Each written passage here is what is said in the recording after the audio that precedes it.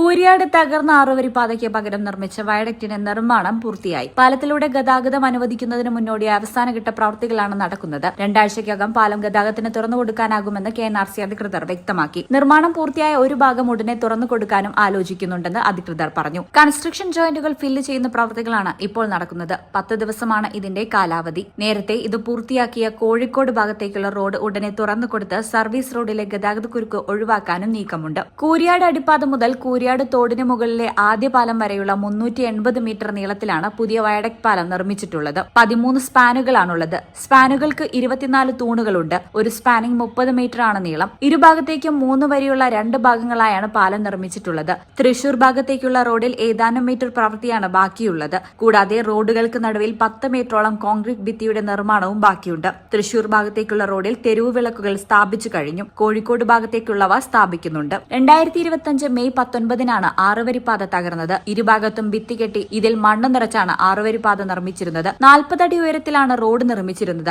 വെള്ളം ഒഴുകിപ്പോകുന്ന വയലിൽ ഇത്തരത്തിൽ വലിയ രീതിയിൽ മണ്ണിട്ടുയർത്തി റോഡ് നിർമ്മിച്ചതിലെ അപാകത അന്ന് തന്നെ നാട്ടുകാർ ചൂണ്ടിക്കാണിച്ചിരുന്നെങ്കിലും അധികൃതർ അവഗണിക്കുകയായിരുന്നു. നിർമ്മാണം പൂർത്തിയായി ടാറിംഗ് 3/4 ഭാഗവും പൂർത്തിയായ ശേഷമാണ് റോഡ് തകർന്നത്. റോഡ് തകർന്നതോടെ ഇതുവഴി ഗതാഗതം നിർത്തിവച്ചിരുന്നു. ഇപ്പോൾ സർവീസ് റോഡിലൂടെയാണ് ഗതാഗതം നടത്തുന്നത്. പാലം പൂർത്തിയാകുന്നതോടെ ഗതാഗത പ്രശ്നത്തിന് പരിഹാരമാകും. ഈ ചാനൽ വേങ്ങര.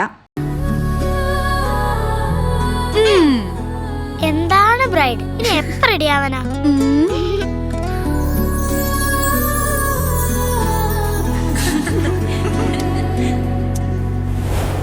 മരുപൂ പോലെ നിറമേകും MX വെണ്ണിലാവായ നുള്ളാകെ MX.